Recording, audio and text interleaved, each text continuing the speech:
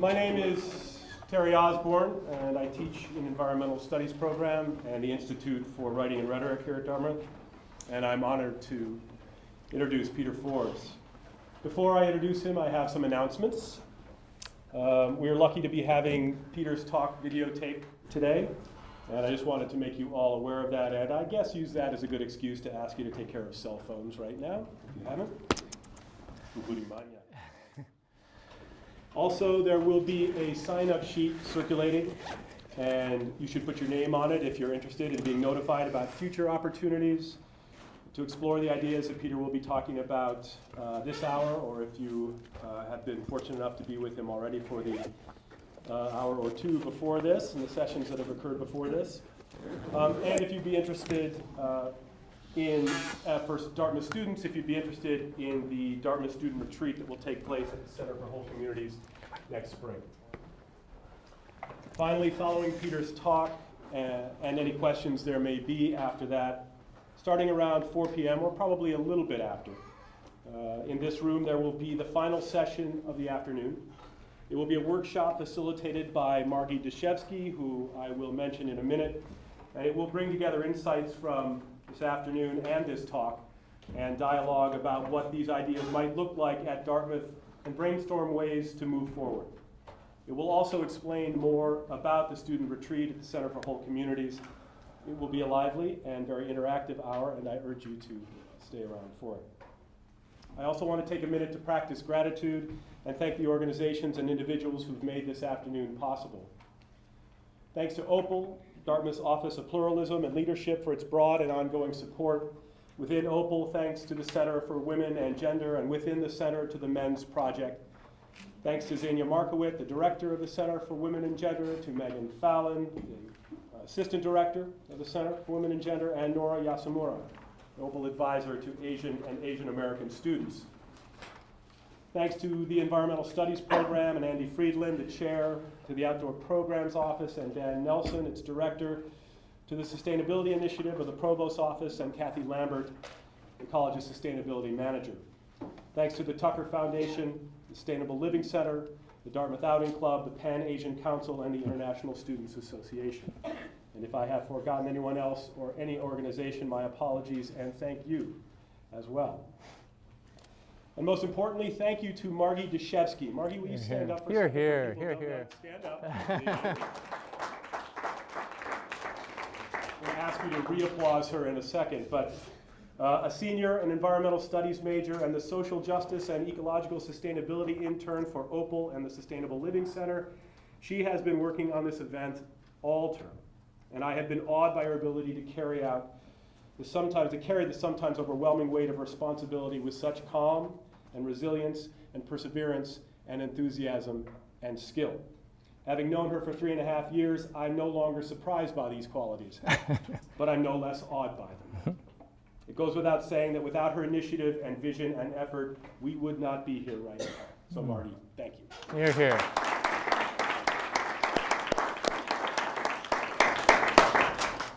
And it's also true that we would not be here if it were not for Peter Forbes, Dartmouth alumnus from the class of '83, conservationist, a farmer, a talented photographer, a prolific writer, and an activist who, along with his wife and partner, Helen Wybrow, who is here today up in the top row, along with one of their daughters, Ren. And Helen, also a talented and successful farmer and writer and editor as well, are doing hard and important work bridging the gaps between social justice and environmental movements in order to create broader and stronger movements for change in this country. Peter was a film major at Dartmouth and was influenced, among other things, by his time in the North Woods through the DOC, of which I found out today he was the president. He told me recently he was influenced by a couple of books too, Wendell Berry's The Unsettling of America and Helen and Scott Nearing's The Good Life, Living the Good Life. After Dartmouth, I now learned he did a stint of political consulting and also professional photography around the world before moving to an impressive career at the Trust for Public Land, where he was involved in more than 100 successful conservation projects, from Thoreau's woods and the Nearings homestead in Maine to rural farms and urban gardens. It was along the way, during those years, that a more complete idea of conservation, a community-based notion of conservation, took deeper and broader root inside of him.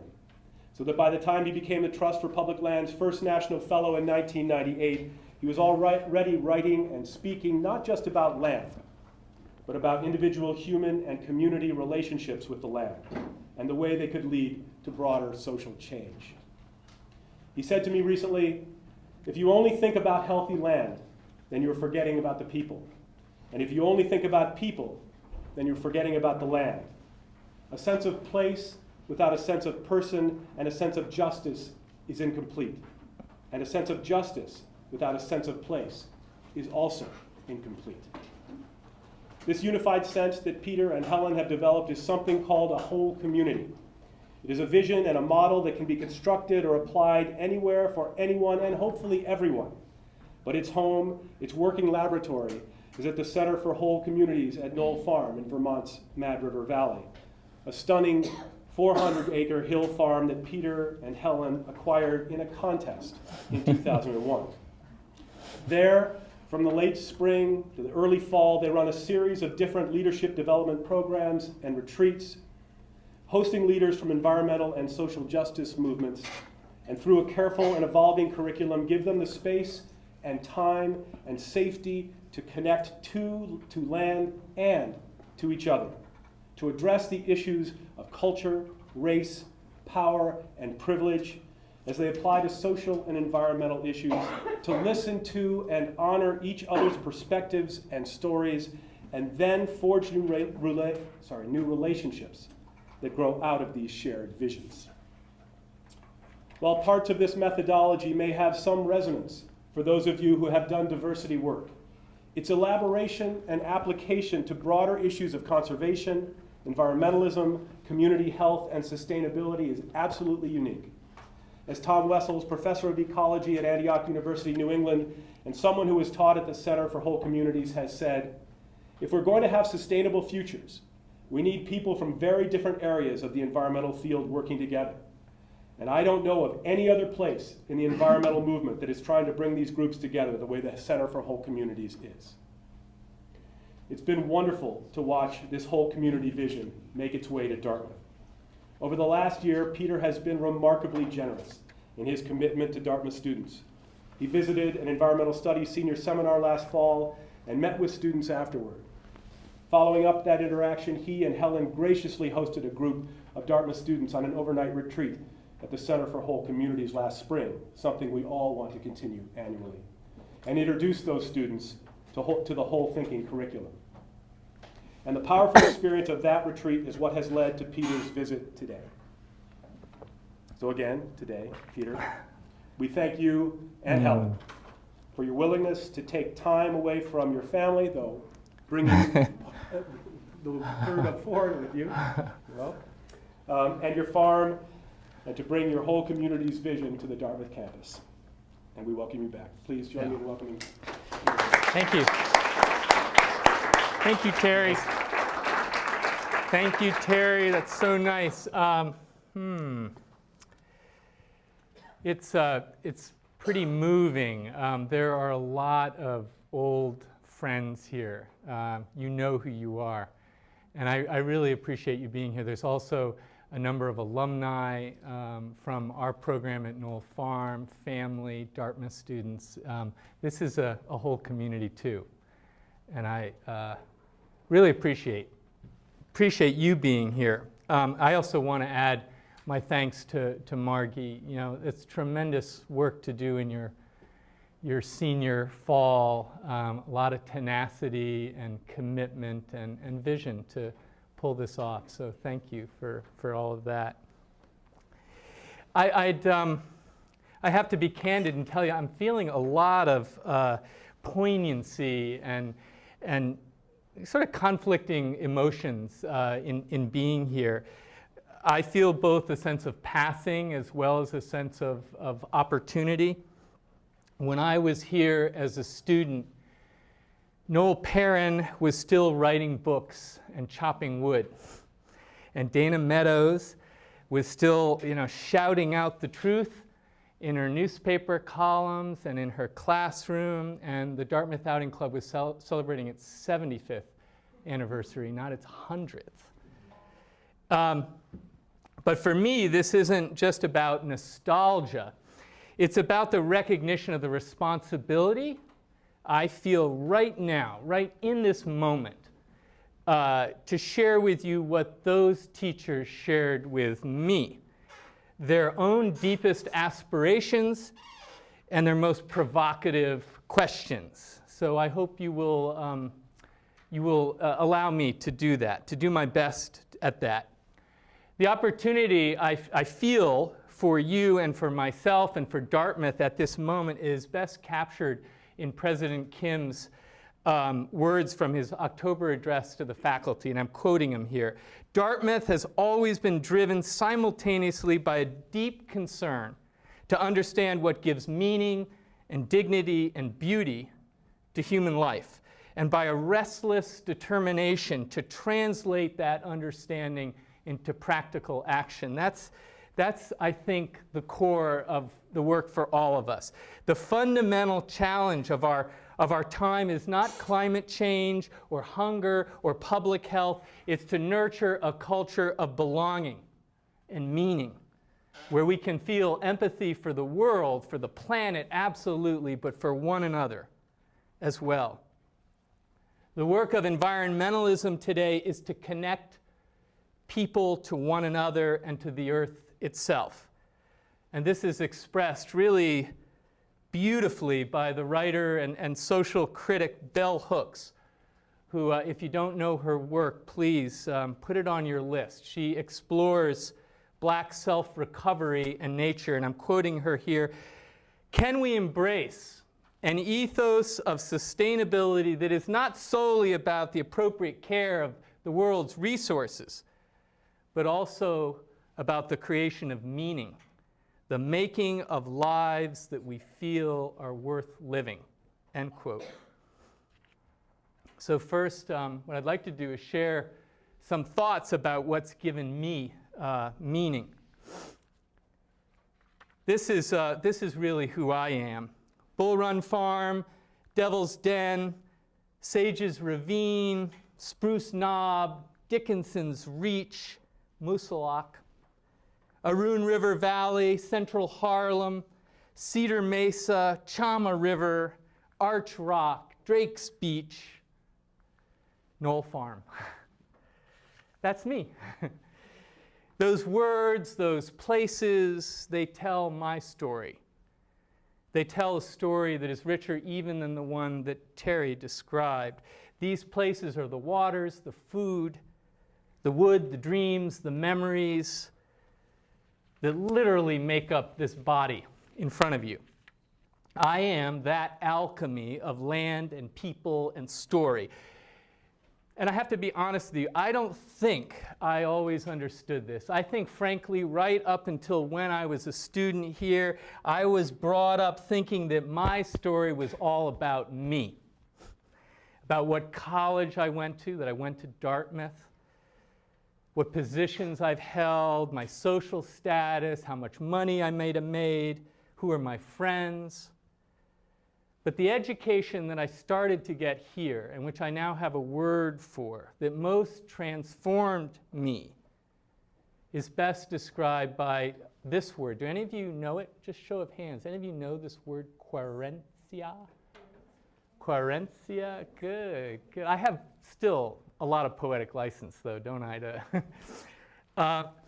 This is a really great word. It's a mestizo word, which means it comes from that culture originating in northern Africa and Spain and made its way to southwestern Mexico, or northwestern Mexico, southwestern United States. So I heard the great ethnographer Esteban Arellano define this word. So I'm going to use his words because I can't improve on them. This word means the place where the animal lives. It also means the tendency of humans to return to where they were born. It also means affection and responsibility. Querencia means the space where one feels most secure. It is the place of one's memories. Get this, querencia is also the tendency to love and be loved. So that word, and many others like it in a whole lot of other languages, there's Kuleani in Hawaiian, Mer in Russian, suggests that our affection and our responsibility to one another, our responsibility to one another has also been intimately connected to our relationship to place, to land, to nature. And there have been many who have helped me to see this in life.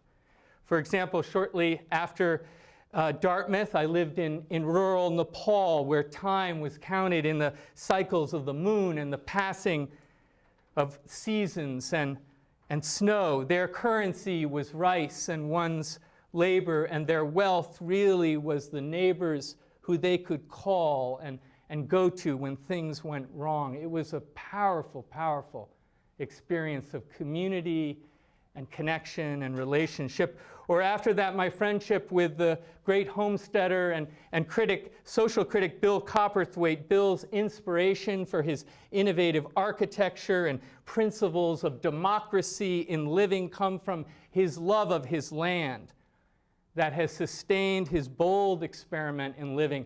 You know, Thoreau did 2 years on Walden Pond. Bill is celebrating his 50th year now at his Walden Pond. There are 4 miles of down East Maine coastline and tidal estuary that Bill calls home. And this land and he have gently shaped one another in a relationship that's lasted, 50 years, and described in a book that he and I collaborated on called A Handmade Life. Or my alliance and friendship with Classy Parker, a 3rd-generation resident of 121st Street in central Harlem, who took vacant lots behind her apartment building you see here and turned them into 5-star garden, a place that grows people and community and relationship as much as it grows tomatoes. And while I was at TPL, Trust for Public Land, I met Classy around her vacant lot, her quote-unquote vacant lot. And it was Classy who said to me on that first experience of meeting her, "Peter, don't you feel like my dad's your dad?" And later, when I helped her and her neighbors to protect those gardens and 50 others like them in New York City, Classy said to me, and I've never forgotten, she says, "Peter, if you have come here to help me, you are wasting your time. But if you've come here because your liberation is bound up in my liberation, then let us work together." I think Classy, really more than any other teacher, helped me to understand how that work in land conservation that I cared so much about was fundamentally about healing relationships, making whole people.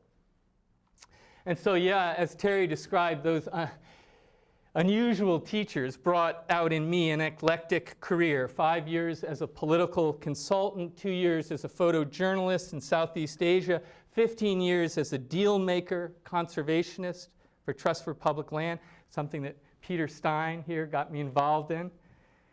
Last 8 years as a teacher and facilitator, and what connects all of that from central Harlem to remote Nepal to Rocky Mountain West is the willingness to be a student of that relationship between people and the land.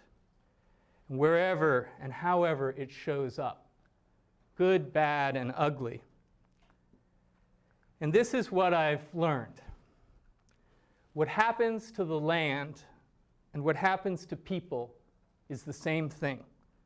Said another way, when our human lives and culture are suffering for whatever reasons, that suffering is going to be made visible on the land itself in the form of dead rivers, damaged atmosphere, destroyed mountains.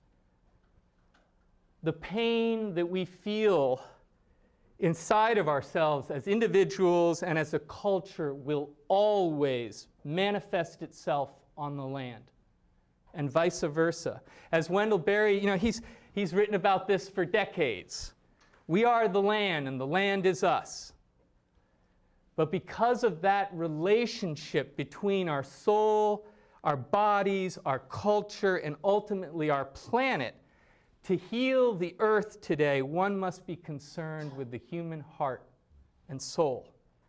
Today, the only effective long-term method for saving the planet is to first heal our broken society.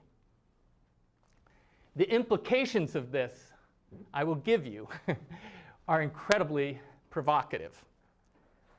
It suggests that one cannot begin to meaningfully approach loss of biodiversity, destruction of our landscapes, climate change, without addressing the true causes of these problems, which are human poverty, the destructive forces of race, class, and privilege, and aspects of the American dream itself.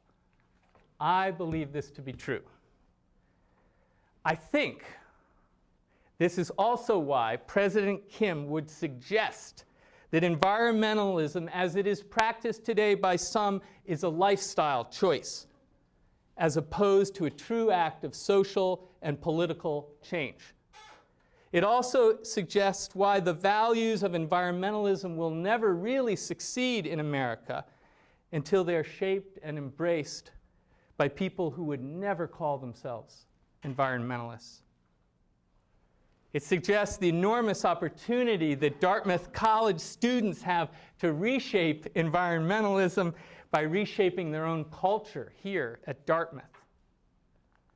So 8 years ago, Helen and I began our own experiment in service living by founding Center for Whole Communities.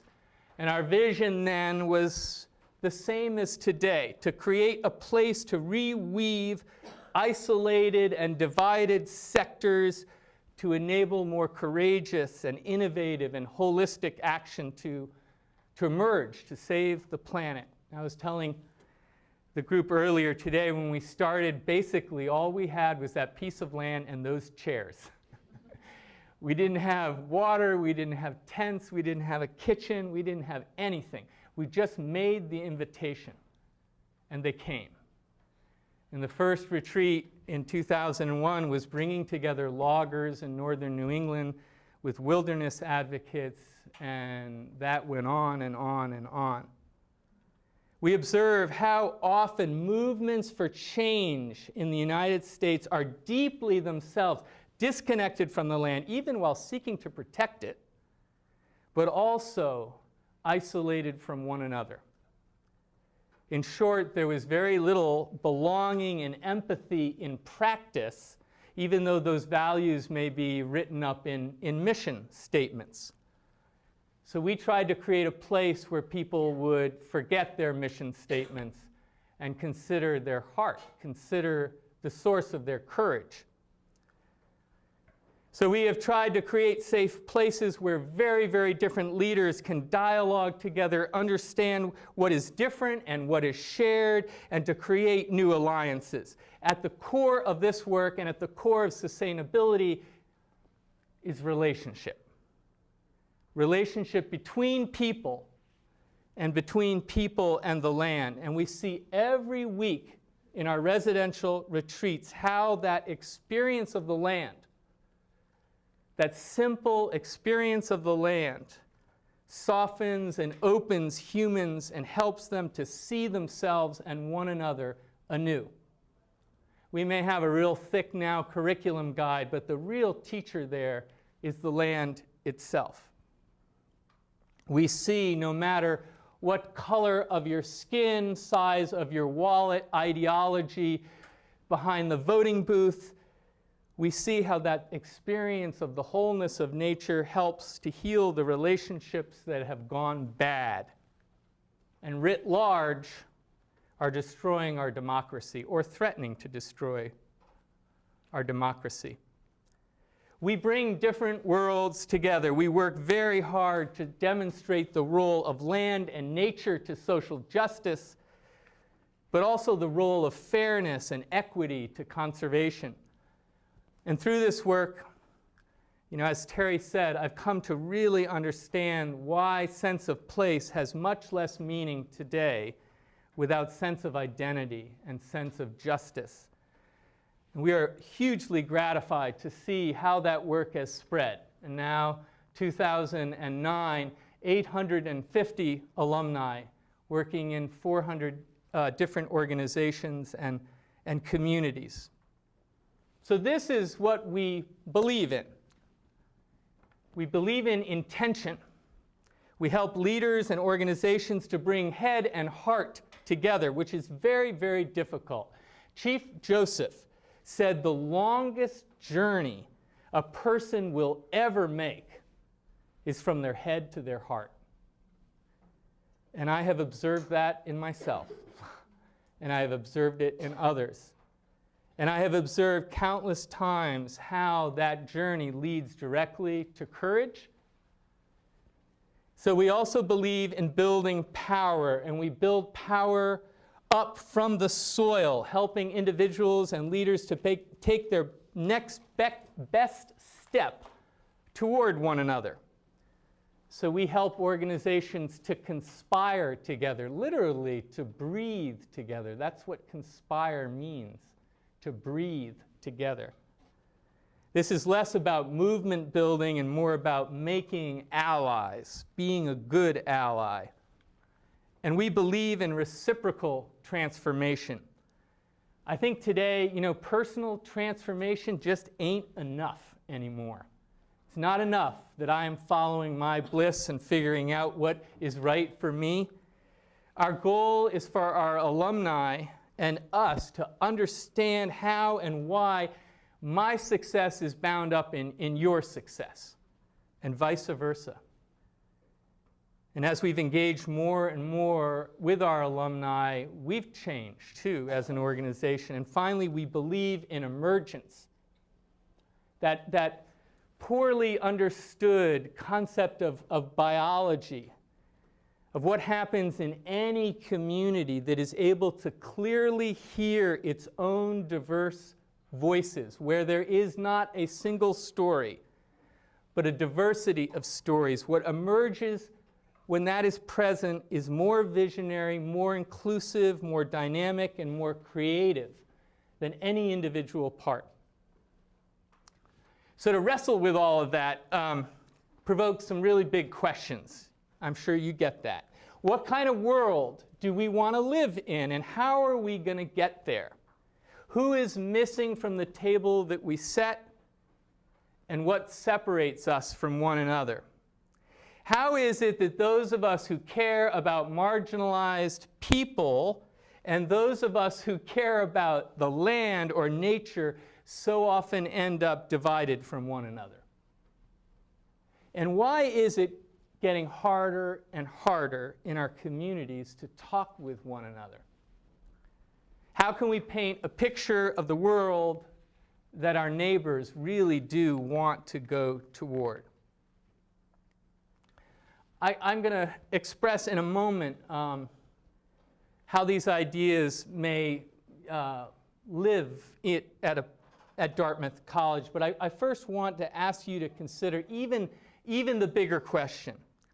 So here are two dates that I'm thinking about a lot right now. Do any of you recognize either of those dates? Just show of hands. They're numbers, but they're dates. The one on the bottom, and I'm sure many of you will get this, that's 2050. That's the internationally accepted date that all nations, all states must be carbon neutral in order to avoid whatever will happen.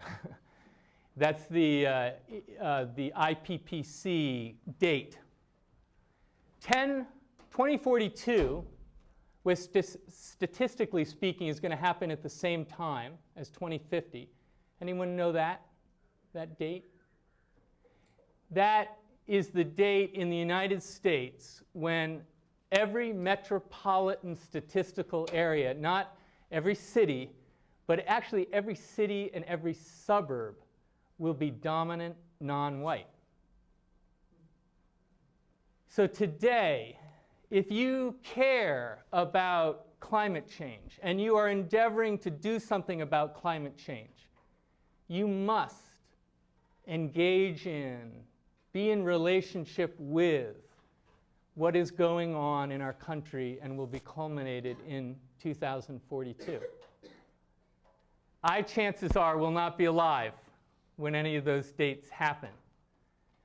My daughter Ren will be. Students at Dartmouth College will be at the prime of their leadership lives. Those dates are, and the parallel, the union of those dates in many ways are beginning finally now to create some meaningful change. For example, what does it mean when the world's largest biodiversity conservation organization, the Nature Conservancy, talks about its role in alleviating human poverty? Is that a moral or strategic or maybe marketing dialogue, or all three? What does it mean for conservationists when a regional land trust in California decides to collaborate with farm workers to create housing? What can we learn from environmentalists in Oregon who are guaranteeing health care to independent loggers? Whoa, what is that about? It's evidence of what I am calling Conservation 2.0. In this new era of American demographics and global politics, a new form of action and leadership is being asked of conservationists, but it's also emerging. The language and skills of Conservation 1.0 were technical, transactional, financial, legal, and its goals were also grounded in science and counting conserved acres. And we are, I am at least, deeply, deeply indebted to that period of conservation for giving us many of the places that I love the most, our systems of national parks and wildlife refuges and conserved land all over the country. I think, though, that first version of conservation really saw the land, but didn't always see the people. And in its most polar version of that, many of our most revered national parks, Yosemite, Great Smoky, Glacier Bay, Yellowstone, and others, were created by forcibly removing people who lived there. 18 years of working in conservation, nobody ever told me that story. Nobody ever told me that story. Nobody else told me the story that I learned from two alumni, a man and wife, African Americans, who spent 6 months traveling around the national parks. They both work for the National Parks and Conservation Association. During that 6 months, they only saw 2 other Americans of color in our national park system. So Conservation 2.0 builds on what was achieved over the last 100 years, but it's predominantly concerned with how we as a nation, we relate to that land and we relate to one another. The primary skills are not transactional, they are relational. Conservation 2.0 is about conserving land with a whole new set of tools, and to do it at a much larger scale, from landscape scale, which is currently the highest calling, to what I would call culture scale. And the skills needed in this practice include story and dialogue across divides and cultural competency and dismantling racism and political agility and movement building. Wow, I was not trained in that. But the opportunities for success are hugely expanded memberships, greater public understanding, deeper collaborations, more funding, more legislative victories, the chance to move beyond saving land and to creating whole communities. So why this fundamental shift, you know?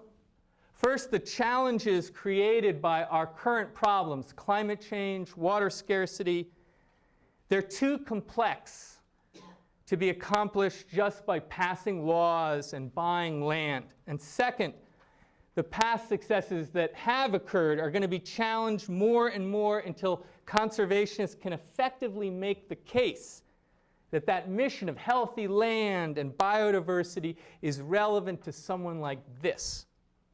Bram Amati of Oakland.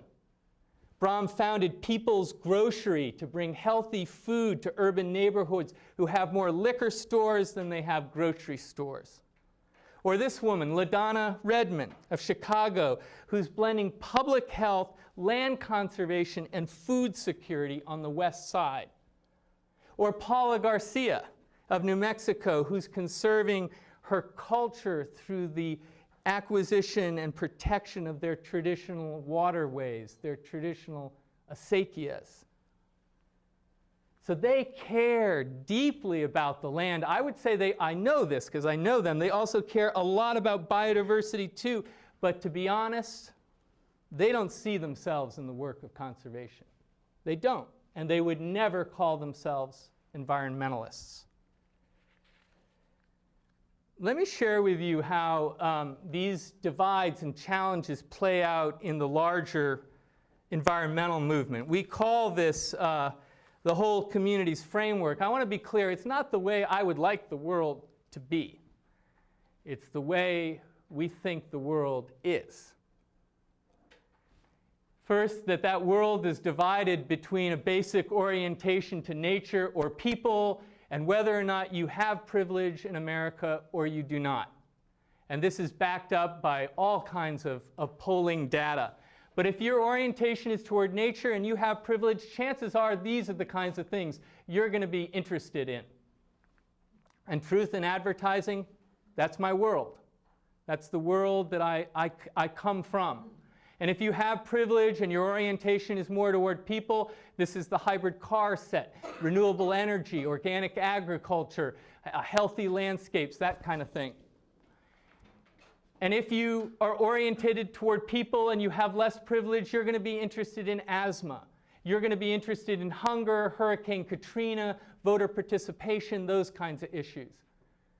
And if your orientation is toward nature and you have little privilege in America, air and water pollution, access to land, and urban greening. And in a rural state like New Hampshire, that upper left quadrant, to me, that would be your rural resource-based individuals, your loggers, your fishermen, your ranchers. Our point is this, that today, all of these things are critically important to climate change. They're critically important to healthy landscapes, to a whole community. But none are going to succeed without the other. And I think this moment in time is the first time that we can really say that emphatically.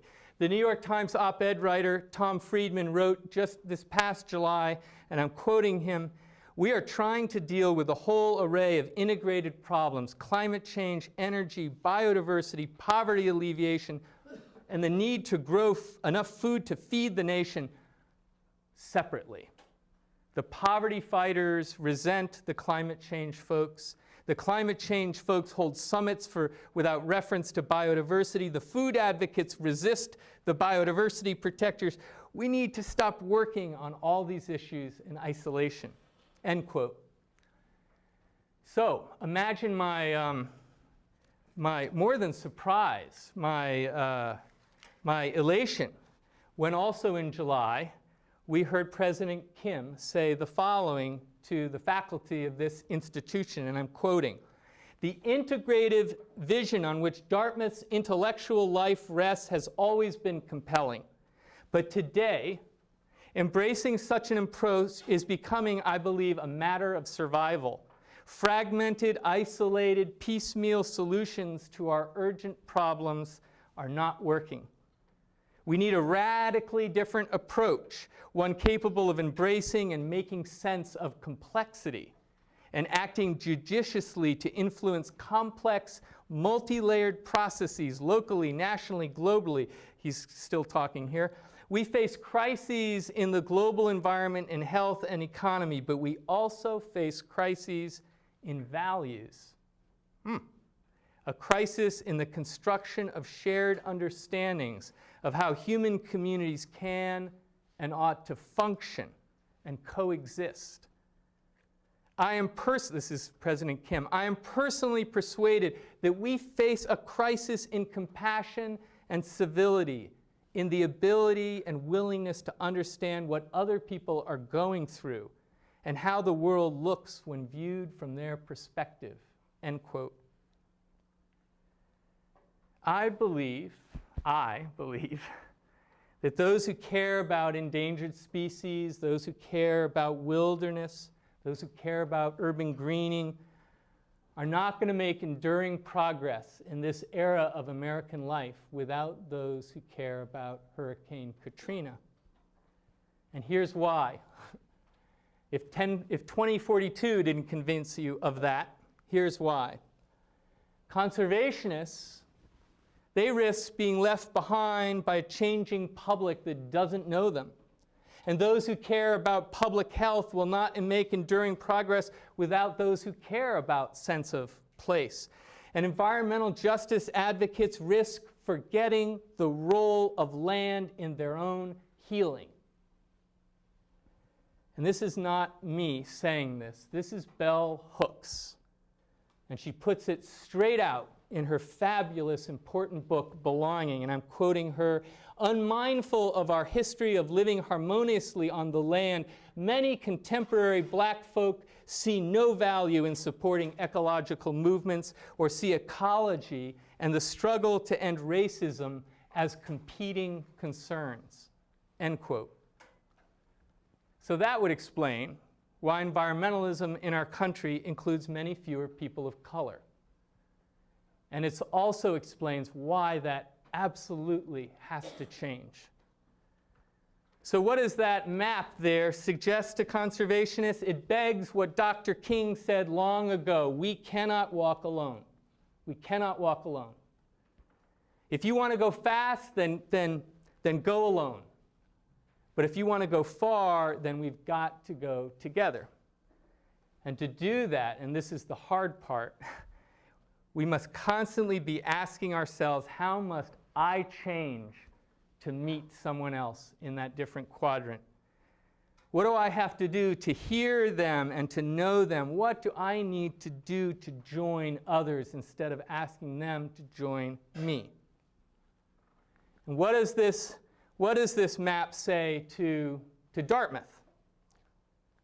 I think it says that you have the opportunity to model the future right now in the present, but that entails encouraging and hearing the themes of good relationship to the earth spoken from the African American Society and from the Native Americans at Dartmouth, and not just the green groups. I assure you that those stories are there. Here's a story that just appeared this week in the New York Times. It's one of my favorite ads now. Think Indian. To think Indian is to make eco-buildings with spruce root or rebar. To me, this is a way of saying right to the green groups and right to the Dartmouth Outing Club, we are here. We are actually the same as what you are. I suspect what is true in America is also true at Dartmouth. That students of color at Dartmouth care deeply, deeply about the earth and about this landscape, but they do not see themselves regularly in any green story about Dartmouth. What might change at Dartmouth if green groups regularly and authentically spoke about social justice? What might change if more Native Americans at Dartmouth led freshman trips? How would those trips change? What new meaning would they take on? What would be taught that isn't taught today? What learning and change would result if the Dartmouth farm were adopted by the African American house? What old stories, what really important old stories would be explored? And what new stories would emerge? What new stories that we would need to guide us? What would it take to drop all of our old labels, which are, after all, only the words we use for our bad assumptions, to begin to explore at Dartmouth a different set of questions? It's not what club or house or association or fraternity you belong to, but what do I really care about? What do I really care about? And how do I join someone else in what they really care about? This summer, I met a remarkable young woman. She's the standing woman in pink in the back row there. Her name is Keisha Ram. Remember that name. You're going to read about it in the newspapers. Keisha is the youngest member of the Vermont legislature. It's only a woman of color. When I asked Keisha Ram how she got elected to the state legislature, she told me, and I'm quoting her here, "The most important thing I did was to find the courage to sit down with someone I was a little bit afraid of and listen to their story." Today, I think every one of us in this room needs to set out from our safe harbors. I need to do it. To meet someone who we don't know, maybe someone we're a little bit afraid of, and hear their story. This is the work of transformation, not only of our own lives, but of the planet itself. This is the way we join other movements for change, and the way positive change is accelerated. And I believe the only way we're able to speak in a more compelling voice, a voice that doesn't demand change but actually inspires it, a voice that is expressed not in facts and parts per million, but also in dreams. I need to remind you, I need to remind myself that Dr. King did not say, "I have a plan," did he? Do you remember? Absolutely not. He didn't say, "I have a plan." He said, "I have a dream." And I think our failure to dream has given us an era of smaller thinking. It's also given us the loss of our own prophetic voice. And no effective way, this is the most important thing, no effective way to compete with the dominant cultural story. We have surrendered our ability to do that. So I was this kid's age, I would say. I was 8 or 10 years old when I first really took in Dr. King's speech. I mean, I was alive and born when, in 1963, when he gave that talk on August 18th. But I was 8 or 10 growing up in affluent Fairfield County, Connecticut, when that story really sunk in. And I assume I was in a class, and I remember so clearly hearing that part of it. And I am not going to get this perfect, and I apologize, but where he says, "I have a dream in our nation, the day will come when my 4 children are judged not for the color of their skin, but for the content of their character." Do you remember that part? I have to admit to you that what I thought when I heard that was, "You mean that's not the way it is in America?" That is the power of story. Dr. King was able to reach an 8-year-old boy, this boy, growing up in Fairfield County, Connecticut, and give me my first experience of race, and have it be not a negative experience, but have it be something that I took in and made me question my own life and made me not ever want to back away from that. That is the power of story. Advocacy won't do that. Parts per million won't do that. Only stories of who we are and stories of the way we would like the world to be will do that. That's also the power of inclusiveness. So what is your story of sustainability that you are trying to draw other Dartmouth students toward? Can all Dartmouth students see themselves in that story? And as I think about those questions myself, I'm drawn back to the lived example of one of Dartmouth's great professors and daughters, Dana Meadows, who many of us in this room remember. And an essay in particular she wrote about 15 years ago called Lines in the Mind. And I want to share these words with you, her words with you,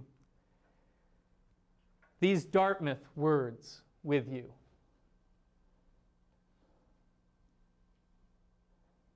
This fresh apple, still cold and crisp from the morning dew, is not me only until I eat it. And when I eat it, I eat the soil that nourished the apple. And when I drink, the waters of the earth become me. With every breath I take in, I draw in not me and make it me. With every breath out, I exhale me into not me. If the air and the waters and the soils are poisoned, I am poisoned. Only if I believe the fiction of the lines more than the truth of this lineless planet will I poison the earth, which is me. Now, between you and me, there is certainly a line. No other line feels more clear than that one. Sometimes it seems not a line, but a canyon, a yawning, empty space across which I cannot reach. Yet you keep appearing in my awareness. Even when you are far away, something of you surfaces constantly in my wandering thoughts. When you are nearby, I feel your presence, I sense your mood, even when I try not to, especially when I try not to. If you are on the other side of the planet, if I don't know your name, if you speak a language I don't understand, even then, when I see a picture of your face full of joy, I feel your joy. And when your face shows suffering, I feel that too, even when I try not to, especially then. I have to work hard not to pay attention to you, and when I succeed, when I close my mind to you with walls of indifference, then the presence of those walls, which constrain my own aliveness, are reminders of the you to whom I would rather not pay attention. When I do pay attention, very close attention, when I open myself fully to your humanity, your complexity, your reality, then I find always, under every other feeling and judgment and emotion, that I love you. Even between you and me, even there, the lines are only of our own making. End quote. Thank you all very much.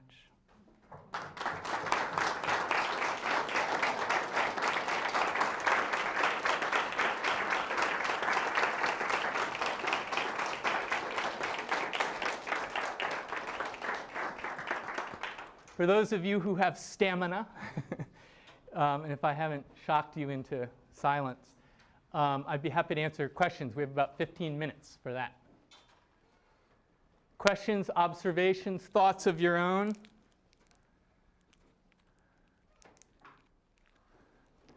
Things that resonated with you, things that didn't resonate.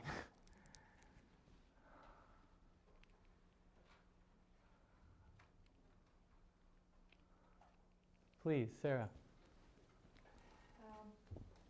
It feels like right now we're transitioning between the kind of story that you're telling and the story that we've been telling.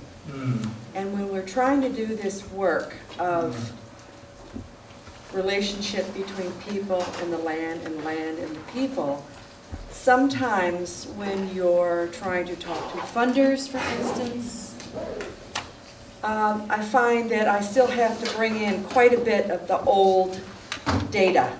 Yeah.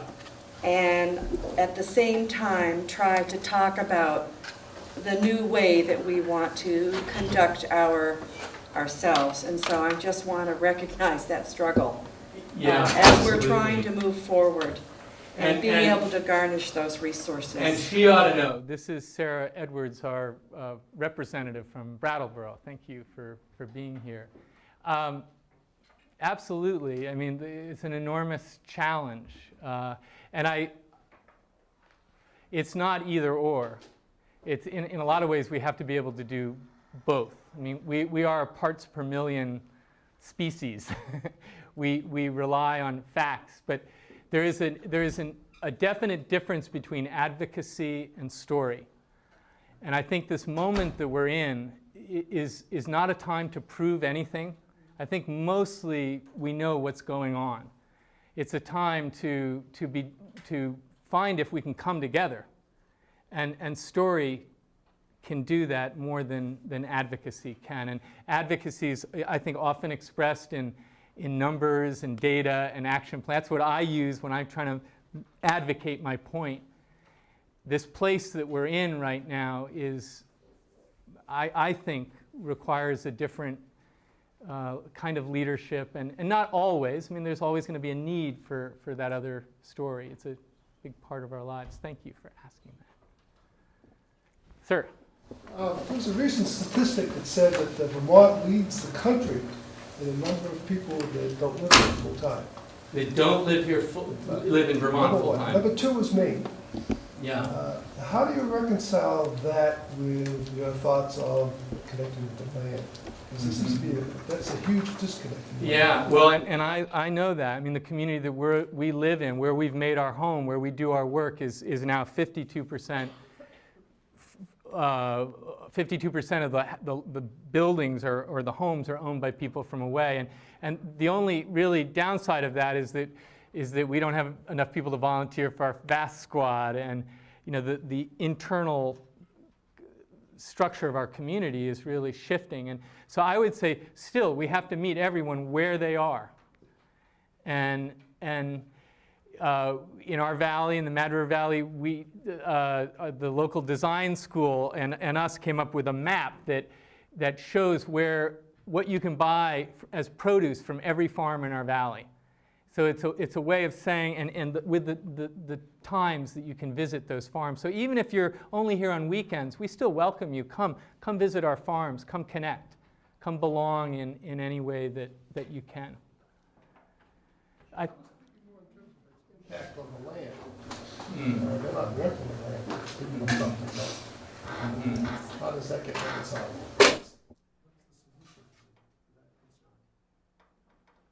Yeah.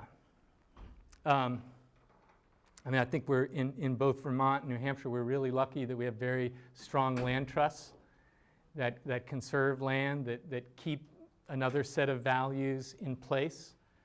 And it's very hard. I think I see our own home land becoming more suburban as land use changes, but I also walk in the woods and I see cellar holes of homes that have been left. So I'm aware that change has been going on for a long time, and how do we hold that change that's most important, perhaps. From the field of religious studies here at Dartmouth. And You're from the what? From the field of religious studies. Yes. And I really like that you mentioned the dimension of just race, like racial diversity. But I'm wondering how you might deal with the diversity in religious perspectives and the fact that religious beliefs are not always supportive of like environmental justice or even just conservation. Mm-hmm. Mm-hmm. Well, it's true. There are some that aren't. I was startled last time I was in Alaska to see the bumper sticker that said, "Your earth is not my heaven." So I'm very much aware of that. Although my experience, and it's probably quite limited, is that there is more common ground than there is real polarity like what you're describing. I think the fundamental way to move across that map or that framework is through children, food, and faith. And I'm not talking about religion, I'm talking about faith. What do we really have faith in today, and how do we convey that? A little bit helpful, I don't know. Not so helpful, Margie?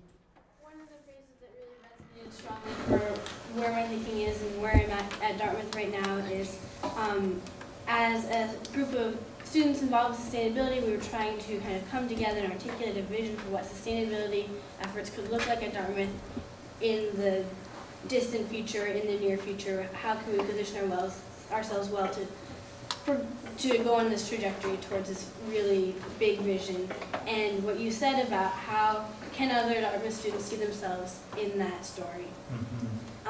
Do you have any insights to share with us about how to make this a very inclusive process, or what are some of the ways to make that a reality? Yeah, well, that's a really big question, and it's the hardest question. And I think that's why I was so excited when I was flipping through the New York Times and saw that the Think Indian, because it's such a positive way of presenting a story. And the reason it said it had an eco message in it was, I think most people who saw that wouldn't have immediately thought that that was the story that was going to go with that picture. And so anytime we can change what our assumptions are, and the corollary has to be true too, Margie. I mean, how do Native Americans at Dartmouth reach out to the green groups, and what is it in their story that's keeping that from happening? Well, what we have learned from that act of gathering is really diverse people and leaders is just the power of hearing each other's story and really coming to some understanding that can grow from that. Please, Dan.